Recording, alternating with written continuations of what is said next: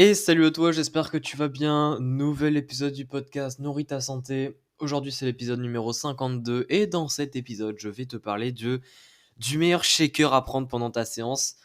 Tu vas voir que la réponse va être très très simple, mais évidemment, je vais donner quelques nuances. Je vais pas juste te balancer la réponse sans aucune explication. Alors, sans plus tarder, voilà. Pourquoi est-ce que je fais cet épisode? Bah évidemment parce que c'est relié au sport et que je parle de nutrition pour le sport. Ça, c'est le premier point.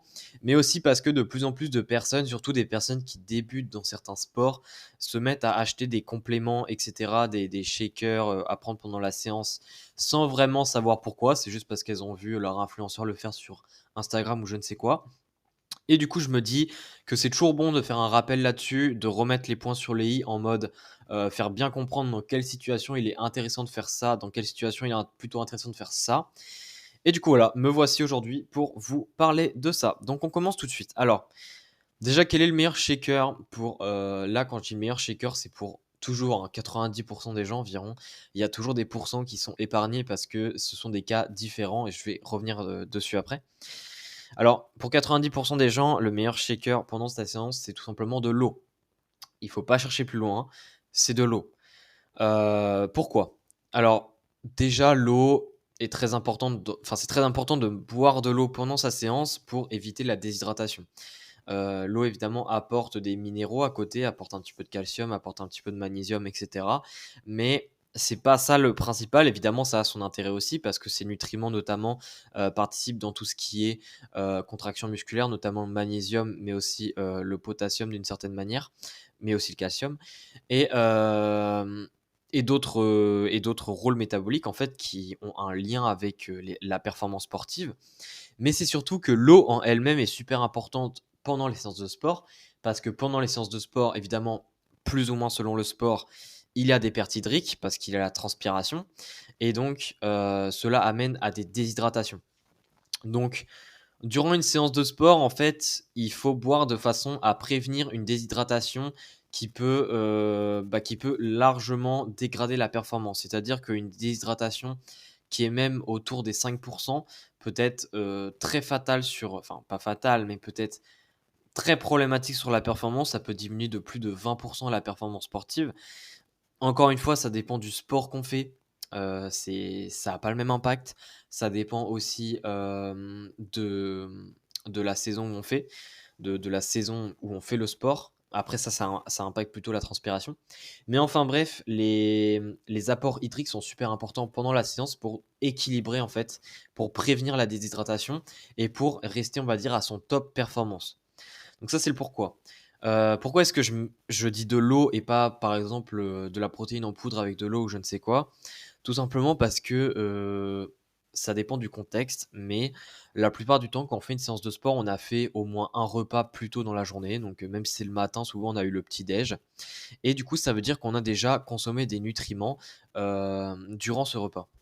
Donc, apporter des protéines, etc. pendant la séance, il y a déjà un intérêt qui le rend pas très intéressant, c'est que si on a déjà mangé une bonne quantité de protéines et une bonne source de protéines au repas d'avant, eh bien, il n'y a aucun intérêt de redonner des protéines à son corps, surtout que si on en consomme durant la séance, ça veut dire qu'il a la digestion et que la digestion va à la fois perturber les performances parce qu'il y aura une baisse d'énergie, mais également que la digestion se fait pas en 2 minutes et ça veut dire que les protéines que tu viens de consommer, elles ne seront pas disponibles, ça se trouve, durant la séance, donc ça n'a aucun intérêt. Donc ça, c'est le premier intérêt. Évidemment, il y a souvent quand on parle des suppléments intra-training, on parle plutôt donc soit des os très vitaminés, soit alors des shakers avec plutôt des molécules glucidiques, c'est-à-dire des sucres. Encore une fois, il y a pour 90% des gens, ce n'est pas utile parce que la plupart des gens qui font du sport ne font pas du sport pour faire des compétitions. Si on fait pas de compétition, ça veut dire que nos séances de sport sont plutôt d'un point de vue loisir, même si encore une fois, même si on fait ça pour le loisir, il y a pas mal de personnes qui font ça pour performer, c'est-à-dire pour améliorer leur performance.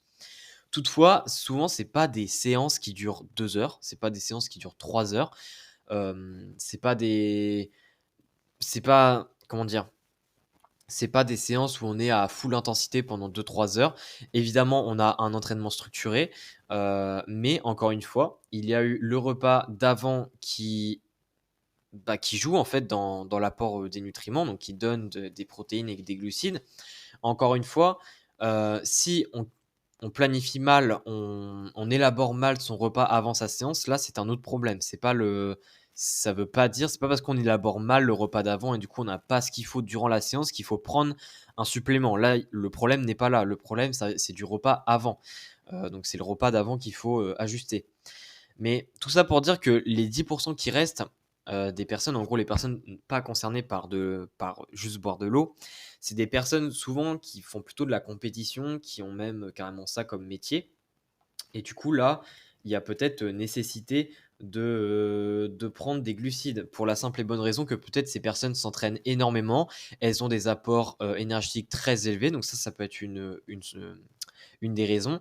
Une autre une autre des raisons, ça peut être tout simplement parce qu'elles n'ont pas mangé avant. Ça peut arriver. Il y a certaines personnes par vraiment des grosses contraintes, elles n'ont pas le choix d'aller s'entraîner dès qu'elles se réveillent. Enfin, juste après le réveil, elles n'ont pas le temps de prendre un petit déj. Donc là, ici, évidemment, l'apport énergétique durant la séance est super important.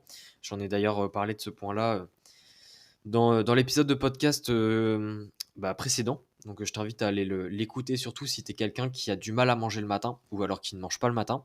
C'est d'autant plus important.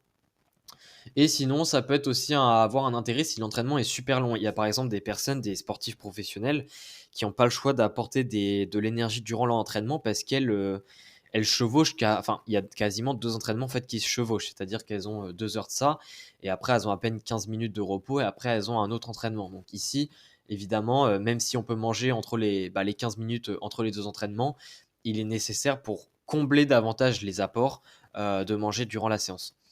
Mais si tu n'es pas concerné par ces points-là, si tu n'es pas un professionnel, si tu ne prépares pas une grosse compétition, et même si tu prépares une compétition, dans pas mal de cas, c'est même pas utile de prendre un complément. Encore une fois, je ne peux pas te donner de réponse claire parce que je ne connais pas ton alimentation à côté de tout ça.